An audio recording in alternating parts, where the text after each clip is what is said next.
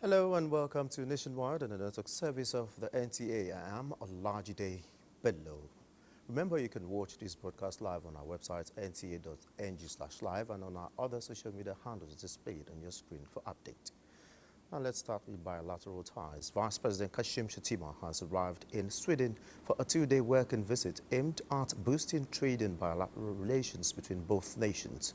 The Vice President is accompanied by Plateau State Governor Caleb Mutfwang, Minister of Foreign Affairs Yusuf Tuga, and some heads of government agencies and parastatals. The visit, which is at the behest of President Bola Ahmed Tinubu, will see the Vice President engage in high-level talks with key government officials. He is also slated to meet the Crown Princess Victoria of Sweden and the Swedish Prime Minister. Targeted areas of strengthened collaboration between Nigeria and Sweden that will be pursued by the Vice President include ICT, digitalization, education, sustainable transport, agriculture and mining. The Vice President is expected back in the country on Saturday. And to the Red Chamber's issues surrounding the proposed tax reform bills centered discussions at an interactive session between Senate Committee on Finance and management of the Federal Inland Revenue Service.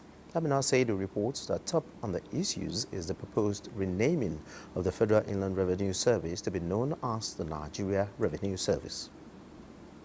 The four bills are the Nigeria Tax Bill, the Nigeria Tax Administration Act Amendment Bill, the Nigeria Revenue Service Bill, and the Joint Revenue Board Establishment Bill. When passed, it is expected to, among other things, help harmonize the multiple tax laws in the country. Chairman Federal Inland Revenue Service Zach Adediji explained that the proposed tax bills will not lead to introduction of new taxes or increase existing ones. In order to be effective and efficient, we need to bring this to modernization. We expect, don't just stop at the target we give you. We expect that you exceed the target we have given to you. And with that, we'll be able to support the bills that you are presenting to give you more powers. Members expressed concern but hope that the reforms will yield greater results for the country. After harmonizing and simplifying all these things, do you have any intention of redistributing, let's say in the case of VAT, the distribution of VAT as it is now? There's nothing like that. These reforms are not going to impose additional tax on anybody. That is clear. The proposed bills seek to broaden the mandate in the management of the nation's revenue base. From the National Assembly, Amina Saidu, NTA News. And from the Green Chambers, the House of Representatives Committee on Ecology is advocating for the effective utilization of ecological funds to address environmental degradation, which has continued to threaten the existence of communities across the country. The Deputy Chairman of Ecological Fund Committee of the House of Representatives, Shino Yedeji, made the remarks during an on-the-spot assessment of Gully erosion sites in Ogun State. Hakim Jimon has details. Members of the House of Representatives Committee on Ecology who were conducted around the flood-prone areas and gully erosion sites in Ogun State visited sites at Isheri and Ijebu-Ode areas, lamenting the rate of devastation done to those areas. They decried inadequate utilization of disbursed ecological funds. We do not have any other alternative but to take this message back to the federal government, to say to the government that there's a need for us to rise to these challenges we have indeed seen for ourselves.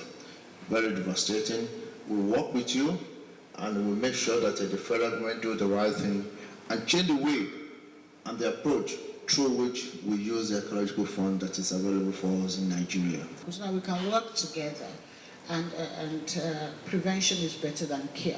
So that if we can even stop these things happening in the first instance, it limits the devastation that our people suffer.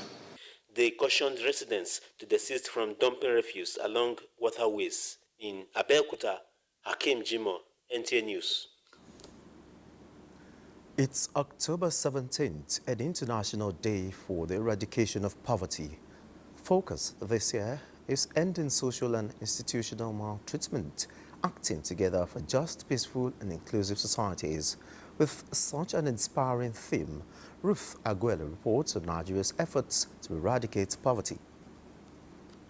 Millions of people around the world go to bed hungry. In Nigeria, the 2022 Multidimensional Poverty Index survey reveals that 63%, that is an estimated 133 million people, are multidimensionally poor, with projections of poverty increase this 2024 by 38.8%.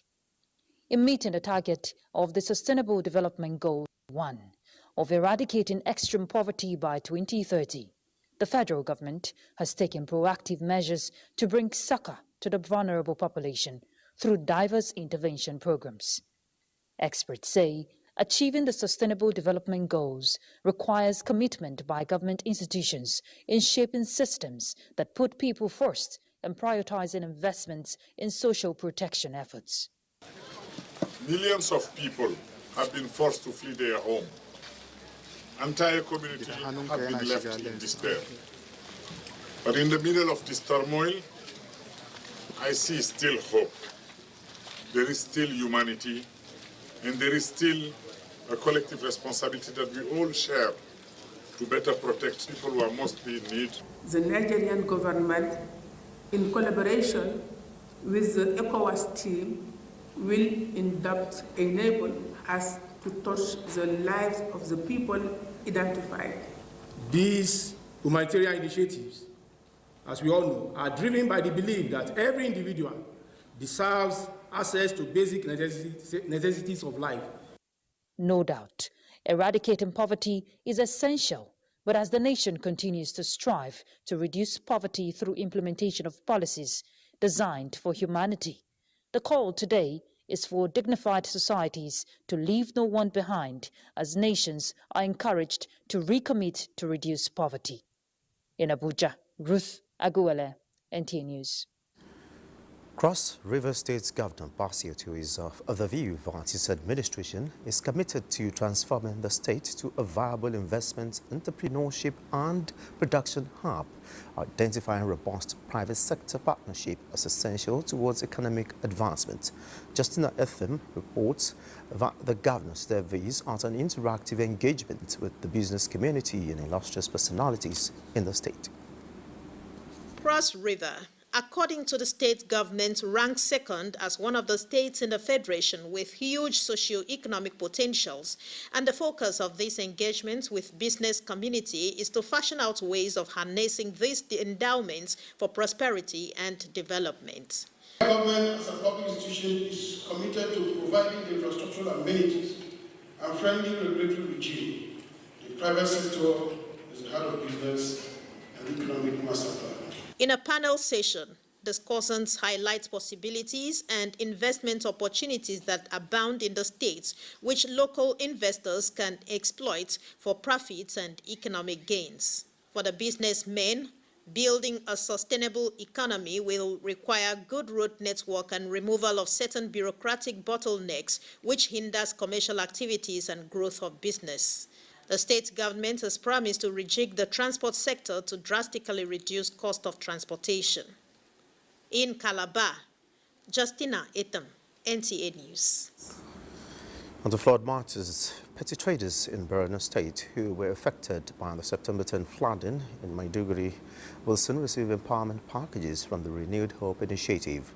Nigeria's First Lady Oluremi Tinubu made the pledge on behalf of the initiative at the Palace of the Sheikh of Borno, Sheikh Abubakar Ibn Umar Kabai Al-Kanemi, during a sympathy visit to the state capital.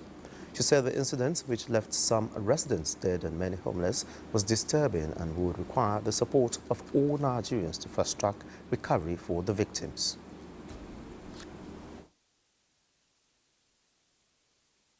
So the relief materials we have brought today is not the end. We want to see the people of your kingdom doing very well. Because when one hurts, we all hurt. And that's what is going on. We haven't forgotten you, but our resources are limited. Even the relief material we brought, I heard you, Your Eminence, that your women need money to trade again. We did that for all the women in Nigeria. We just only took 1,000. But we will work again with the First Lady of Borno, Dr. Zulu, and find out how many women we can, petty traders that we can empower quickly. Because we are going to do that also. But today we just brought relief materials, clothing, food items, toiletries that we worked with Her Excellency to let us know all the items to bring. And we are here to donate to the government. Appreciating the First Lady on behalf of the people, the show traced the source of the flooding to the aging dam in the state and appealed to the federal government to find lasting solution. I appeal to the government to see that the root cause is established and the dam is upgraded to certain level so that it will not occur in future.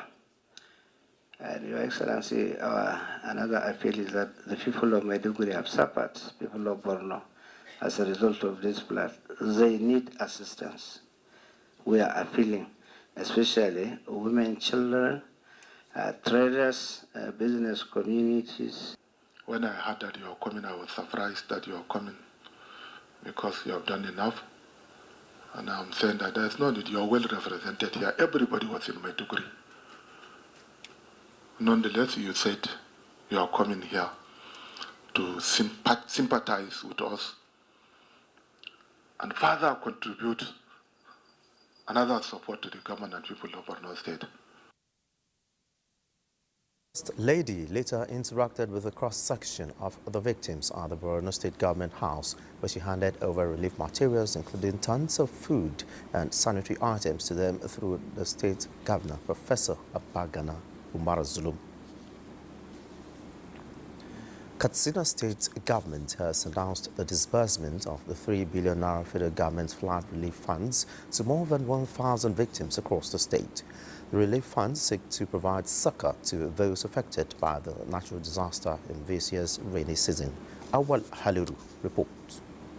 During the official flag-off ceremony at the State Emergency Management Agency, SEMA, 439 victims whose houses were completely destroyed received 600,000 naira each, while 628 others with significantly damaged homes got 300,000 naira each. The state government has also procured building materials worth over 200 million naira for distribution to 1,772 victims whose houses suffered partial damage. Governor Radda expressed gratitude to President Bola Ahmed Tinubu for his support. Recognizing the gravity of the situation, the federal government has stepped in to provide much needed assistance as part of the federal government intervention of about 3 billion to state governments. Executive Secretary of the State Emergency Management Agency, Binta Dangani, explained that the state government released more than 465 million naira of the 1.14 billion naira approved for flood victims. Since Governor Radda's administration took office, the State Emergency Management Agency has conducted approximately 25 distributions of relief materials and cash assistance to disaster victims in Katsina State. Awal Halaru, NTA News. Forecast by the Nigerian Meteorological Agency and Hydrological Services that some states will experience intense rainfall and flash floods between April and December. Is already happening in Lagos. For instance, flash floods are often aggravated by discharge of water from the Onya Dam in Ogun State and other factors. Diana Ajali in this report takes a look at how residents are affected in these communities are coping with the situation. Lagos, a coastal state with many of its residents living in flood-prone areas. With this scenario, the release of water from the Oyo Dam in Ogun State, managed by the Ogun-Oshu River Basin Development Authority, poses a threat to the lives and property of some residents yearly. Although water from the Oyo Dam is released all year round, the impact inundates areas along the bank of the Ogun River during the rainy season. Because of the high volume of water, communities like Owode, Isheri, Maido, Ketu, and others in that axis are often affected. In terms of entering the boats, there are some women that fell down from the boat, have injuries, took them to the hospital, and this is a challenge to the community. We have many people going to school that is very inconvenient for them to enter the boat. Mama Ajaratu Jimo, one of the oldest women in Maido community in Koshofe local government area, narrates her ordeal. I have to be carried into the boat whenever I want to go out. Relevant authorities in both Lagos and Ogun have advised residents to temporarily relocate for safety. In Lagos, Diana Ajale, NTA News. We now join Larry Bilei in Lagos for more on the issue. Larry, the suggestion is for residents living along these flood-prone areas to relocate. Has there been any move on the part of the residents?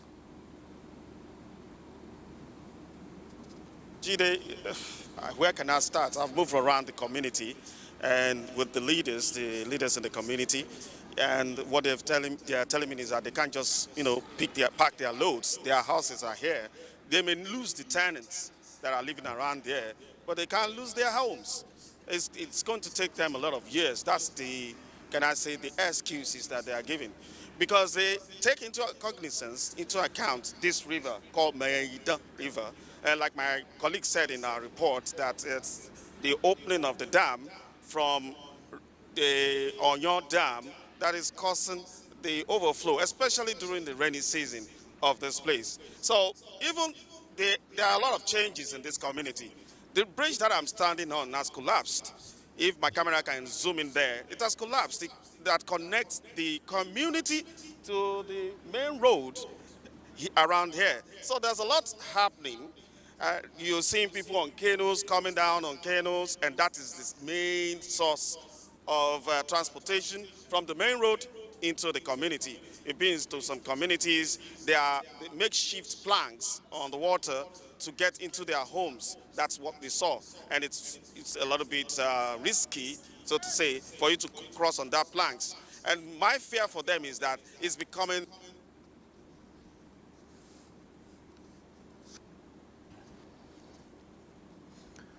All right, many thanks, Larry Bilei, and we do apologize for the breaking loss of signal there. But before we leave Lagos, let's join Michael Olale for more reports on Nationwide. Michael?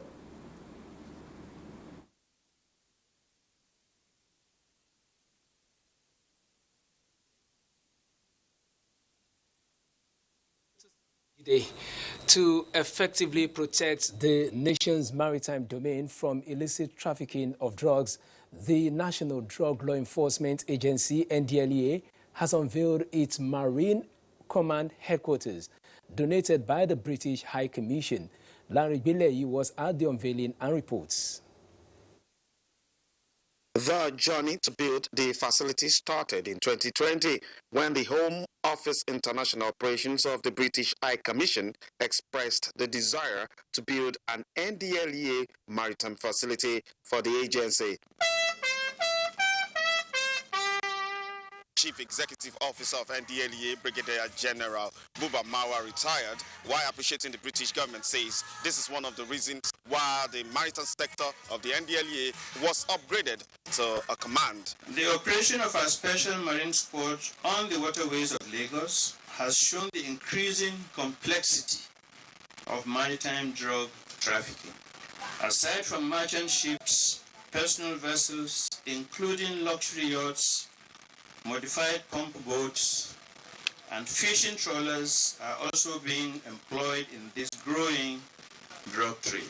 Deputy High Commissioner, British Embassy, promised that the collaboration will be sustained. The men and women of NDLA Maritime Patrol Unit, they do the hard work out on the waters, and it is therefore right that we should support them with the facilities that we have supported here. The governor of Lagos State, represented, affirmed that the state government will continue to partner with NDLEA in its mandate to curb drug trafficking in the state. On behalf of our government and the good people of Lagos State, extend my sincere gratitude to the British government for this invaluable contribution. NDLEA, while acknowledging the increased use of maritime channels for illicit drug trafficking, reveals that the collaboration with the British High Commission has also facilitated capacity building for the officers of the agency. In Lagos, Larry Bilayi, NTA News. The Nigeria Customs Service says the alarming rise in wildlife trafficking does not just threaten biodiversity, but tarnishes the country's international reputation, especially in the area of diplomatic relations and economic partnership. The Comptroller General of Customs, Adewale Adeniyi, while showcasing about 9,500 kilograms of pangolin scales in Lagos, said the service recognizes the evolving tactics of trafficking and is adopting rich strategies accordingly. These 9,493 kilograms of pangolin scales were intercepted during 2 different operations in Lagos and Kano-Kaduna corridor, with 4 suspects arrested. The customs said this is the largest seizure of the item globally since 2020, bringing the total number of pangolin scales intercepted to 20 tons since 2021. This is a worrisome trend, and by implication, as explained by the Comptroller General, represents the loss of 30,000 species. Our efforts extend beyond major cities and ports to include supply routes to northern Nigeria and other border areas where many of these products illegally enter the country. We recognize the evolving tactics of trafficking networks and are adapting our strategies accordingly. While giving updates on the shipment of 1,580 kilograms of elephant tusk from on airports, in which both agents and sellers connected to the seizure were arrested, the Comptroller General hinted on efforts to curb importation of illicit pharmaceutical products and the interception of close to 200,000 bottles of cough syrups between 11th and 15th of October is a step in the right direction. Between May 2023 and August 2024, Nigeria Customs Service recorded 48 seizures of restricted pharmaceuticals and medicaments. During this period, we also intercepted 119 shipments of narcotics and Indian herbs. The Comptroller General attributed this remarkable seizure to the multifaceted approach of the customs, leaning more on persuasion rather than punishments. Those are the stories from Lagos. Nationwide, we continue in Maiduguri after the break. Do stay.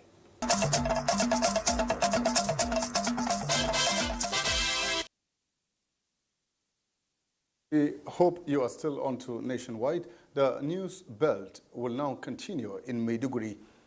Nigeria's First Lady, Oluremi Tinubu, was in Maiduguri for a one-day visit, during which she presented renewed hope initiative support to women affected by the flood disaster. The First Lady, during the visit, announced plans to support women whose means of livelihood were affected by the flood with additional 250 million naira. Harris Mohammed Guni with the rest of the story. The First Lady, accompanied by the wife of the Vice President, as well as other dignitaries, were received by Governor Bagana Umar Azulum, his deputy Umar Usman Kadafur, wife of the state governor, politicians, and top government functionaries. The First Lady paid courtesy visit on the Shehu Borno, Abubakar ibn Umar Garba El Kanemi, where she empathized with the royal father over the flood disaster and intimated him on her visit to the state. We will work again with the First Lady of Borno, Dr. Zulu, and find out how many women we can, petty traders that we can empower quickly. You are well and sufficiently represented by Her Excellency, the wife of the Vice President. Immediately a few days after the event, Sincere thanks and appreciation to Your Excellency for being here. Personally, to sympathize with us over the recent unfortunate situation. At the Government House, the First Lady Oluremi Tinubu made symbolic presentation of the relief items that include clothing, dignity keys, and other household needs for women affected by flood disaster. We are going to do another 250 million to cover about 5,000 women, 30 traders, or 50,000 each. So we'll be doing that immediately we get back to Abuja. Coordinating Minister of Health and Social Welfare, Professor Muhammad Ali Fati, presented pharmaceutical products donated by stakeholders in the industry, WHO, and other donors. Let me also use this opportunity to extend my profound appreciation to the Coordinating Minister of Health, my senior colleague Professor Pate, the World Health Organization, and most importantly, the Federation of Nigerian Pharmaceutical Industry Association, in association with the Academy of Pharmacists in Nigeria, for the huge contributions that they have made to the government and people of Borno State. The chairman, Renewed Hope Initiative, had earlier donated 500 million naira to support the recovery efforts of the state government. In Maiduguri, Mohamed Goni, NTA News. Away from the First Lady's visit to Maiduguri for now, to tell you that federal government on the move for total reconstruction and redesigning of Alo Dam in Maiduguri, Borno State. This was disclosed when members of the subcommittee of the Inter-Ministerial Technical Committee for Evaluation of Dams in Nigeria visited the dam site for assessment. Murjana Hassan completes the story. The high-powered technical committee comprises Ministers of Water Resources, Environment, Works and Housing, National Security Advisor, and National Association of Engineers are saddled with the mandate of assessing the current situation of some major dams affected by this year's flood across the country and come up with recommendations for proper action. Representative of the Minister of Water Resources and Director of Dams Reservoir, Minister of Water Resources, Ali Ibrahim Dalla said the committee is targeting about 10 dams across 6 geopolitical zones in the country. He expressed concern over the extent of damage caused by the flood and the dilapidated nature of Alo Dam and commended effort of Borno State government and other key actors towards taking short-term measures in curtailing the situation, assuring to present comprehensive report that will recommend the designing of the dam. Fund is going to be made available for us to execute our plan, the plans of the government. Deputy Chairman State Technical Committee Abba Malaz narrated major constraints of the committee to be unavailability of raw water, noting that the remaining water in the dam reservoir will not be sufficient for consumption before next rainy season. Alternative lake, I cannot say it's impossible, but it's not easy. Other issues focused by the team include water flow, climate change, provision of concrete drainages, upgrading the dam, among others. In Maiduguri, Murjana Hassan, NTA News. This is Nationwide on the Nigerian Television Authority. Let's now return to Olajide in Abuja for more reports for us this evening. Many thanks, Abubakar, and welcome back to Abuja. War against drug abuse is a collective responsibility that all and sundry must rise to the occasion and fight. This time around, the House of Representatives is taking the lead in the campaign against drug peddling, use and abuse, especially among female gender and the youth in Nigeria. Let's take you to Nasarawa State, where National Assembly correspondent Muhammad Rabiu Ali reports on the two-day engagement of the House Committee on Narcotic Drugs.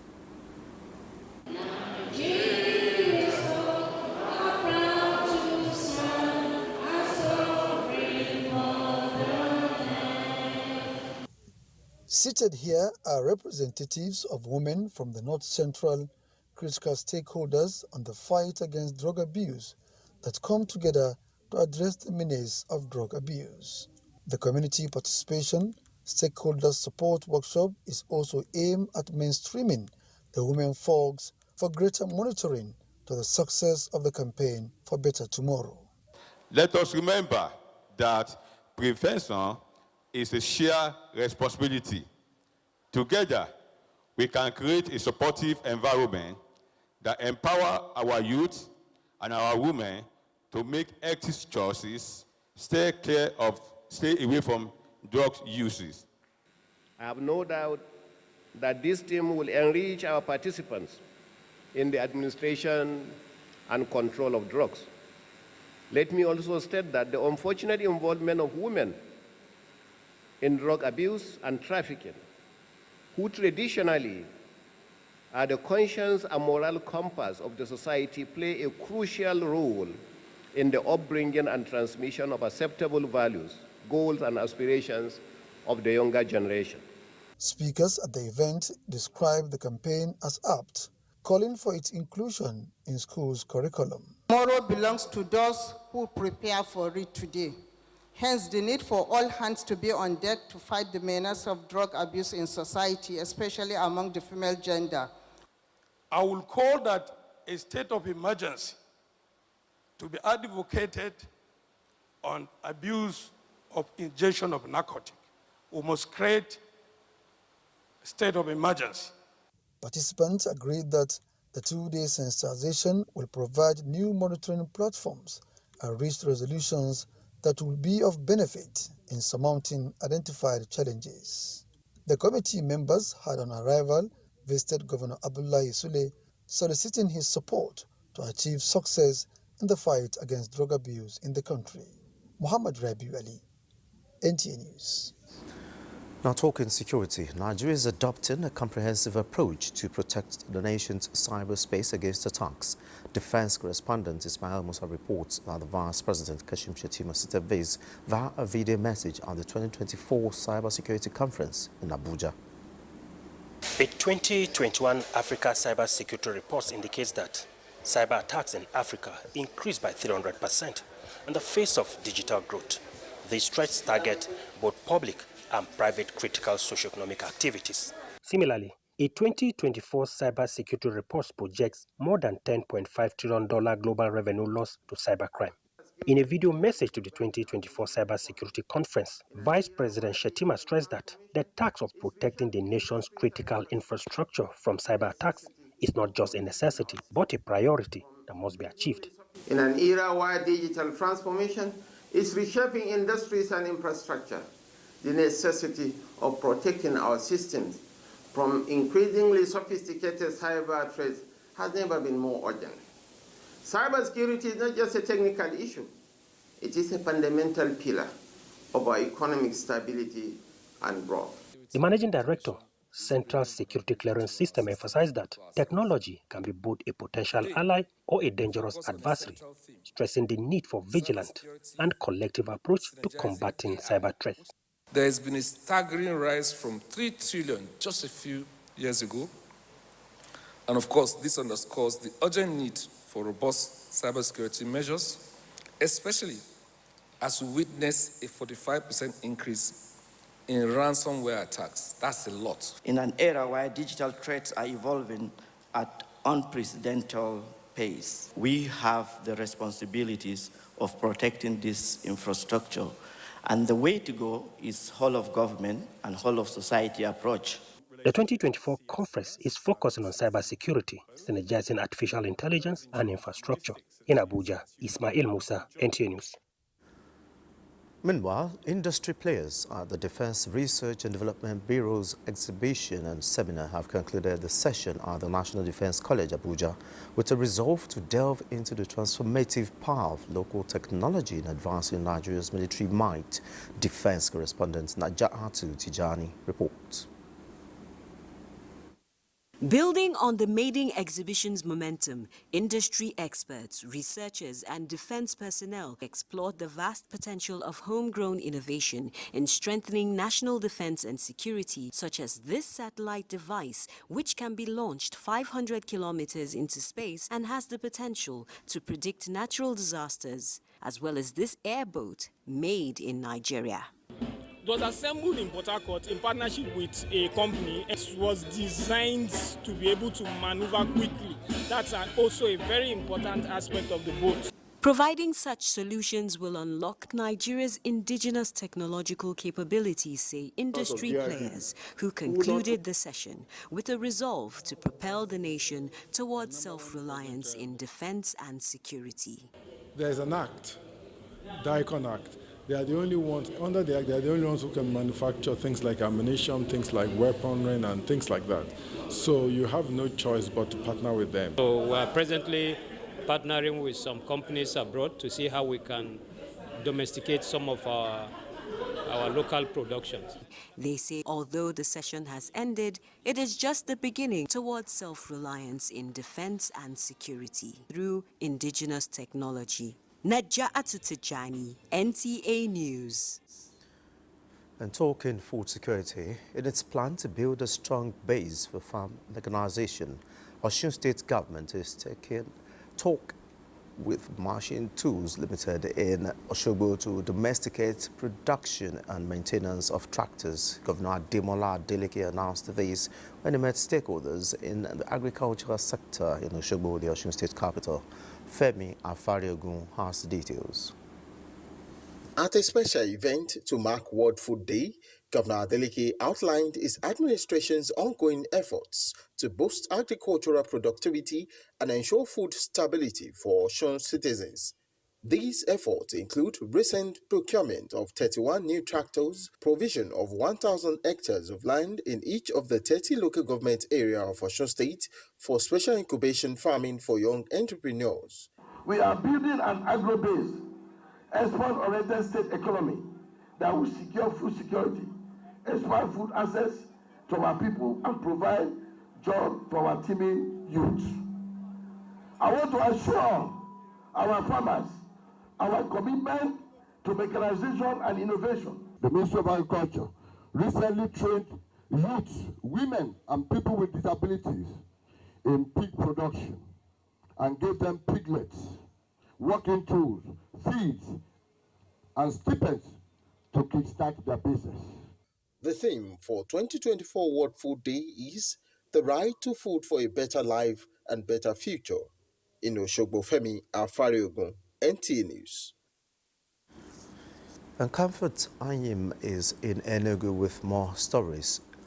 Comfort, it's over to you. Welcome to Enugu Network Center.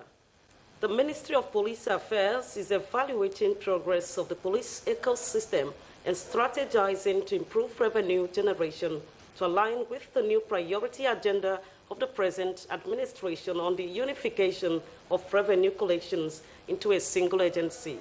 Participants at the stakeholders engagement held in Enugu were drawn from the internally generated desk of the police commands in the 6 geopolitical zones of the country. The report.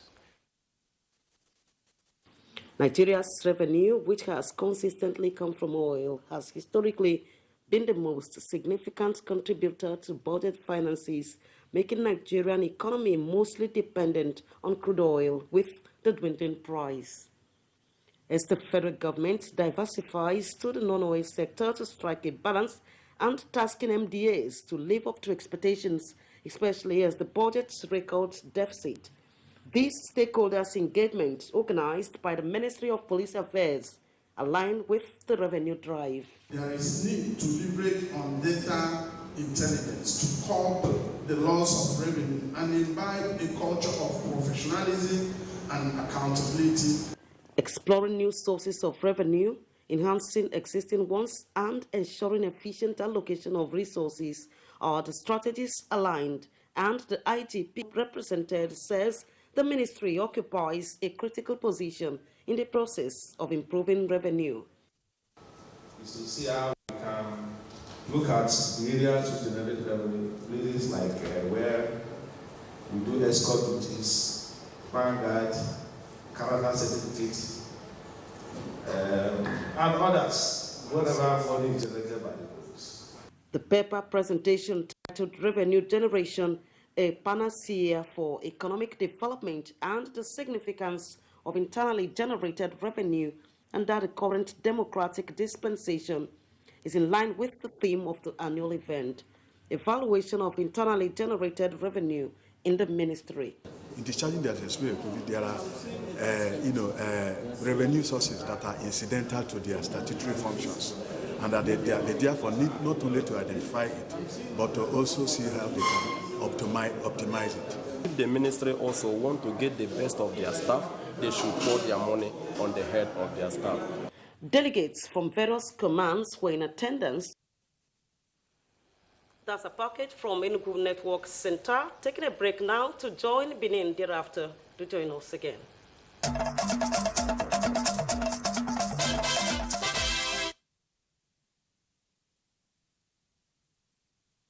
You're watching Nationwide on the network service of the NTA. Welcome to Benin. Ahead of the November 16 governorship election in Ondo State, political parties and their candidates have pledged to uphold peace and maintain a violence-free election.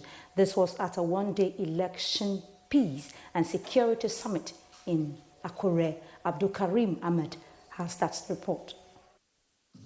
This gathering brings together key stakeholders, including political parties, security agencies, traditional rulers, religious leaders, and the electoral body, INEC. The focus here is to ensure a peaceful, credible, and violence-free election, as reaffirmed by political leaders led by the Ondo State Governor, Lucky Aiyedatiwa, and representatives of various political parties. The security agencies, they have to be professional, their dealings, the individual candidates also should be able to embrace peace and be transparent. We just have to keep preaching to them for them to listen that we should just play this game according to the rules.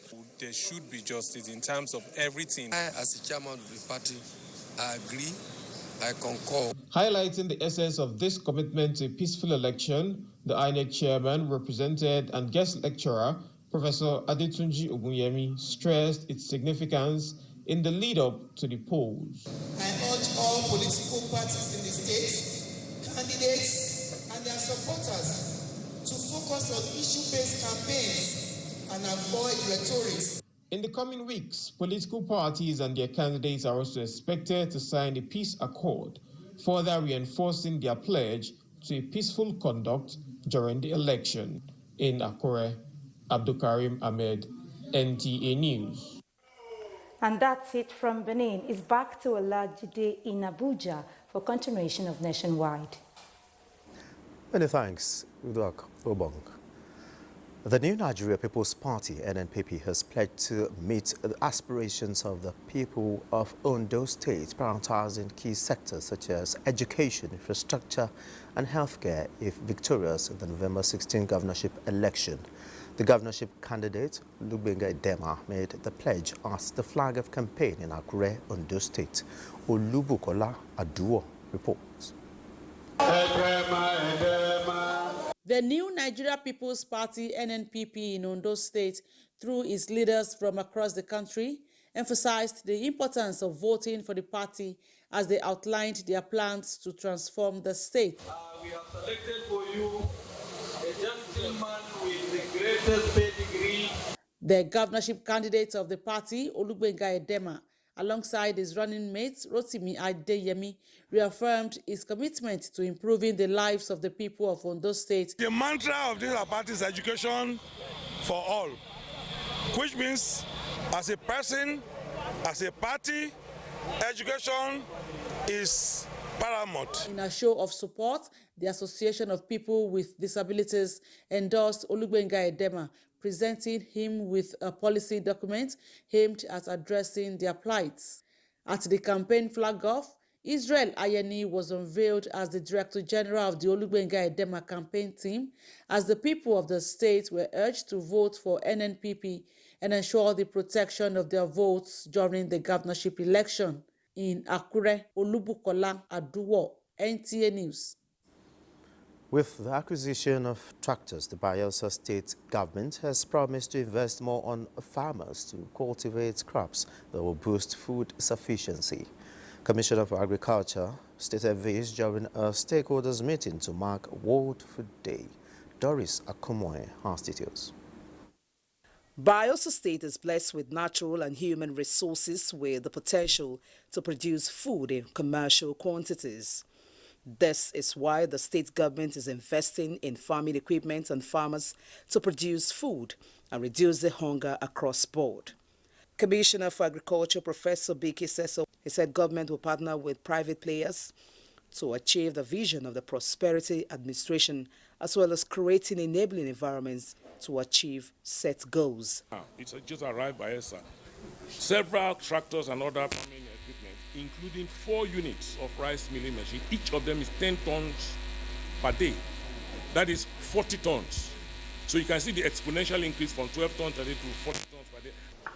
The food where they do well for Bayelsa, make farmers them, farmer, to the extent that the Ministry of Agric, go to take some of this food, we want export. Having tractors and having other things to give to the farmers is a very good thing. That one is 80%. The 20% to complete it is funded.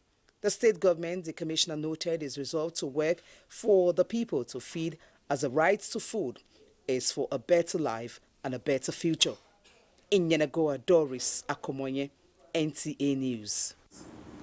On talking health, many times people slump and die even in public places.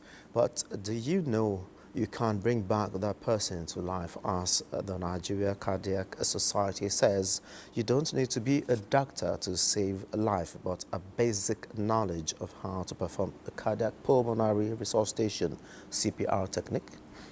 Our health correspondent, Salwa Khalil, will tell us how in this report. Do you know your numbers? Is a popular adage which also means when last did you check your blood pressure? These days, we hear of sudden death. People slump, while some may recover. It is the end of the road for others. Medical experts say this occurrence is mostly due to heart-related diseases. We wake up in the morning, we have this appointment, we must attend to this, we must attend to that, but how about our health? For example, if I ask anybody, what is your blood pressure? If you know it, then you know how to work on it. Now, the Nigerian Cardiac Society have developed a framework on how everybody, irrespective of profession, could learn how to perform CPR during emergencies. They have also designed a defibrillator which will be placed in public places and could be used by first responders in case of heart attack. While this thing is going on now with a lot of people developing a sudden death, we are now develop this framework to be able to get the members of the public to be trained on resuscitation. By empowering communities with CPR skills, we ensure prompt response and increased chance of survival. With this kind of public enlightenment and approach is to take the message to the people. This is why you need to know your numbers and how to perform CPR so you can bring back to life. In Abuja, Salwa Ibrahim, NTA News. And that's it nationwide. Many thanks for being a part of it. I am Olajide Bello.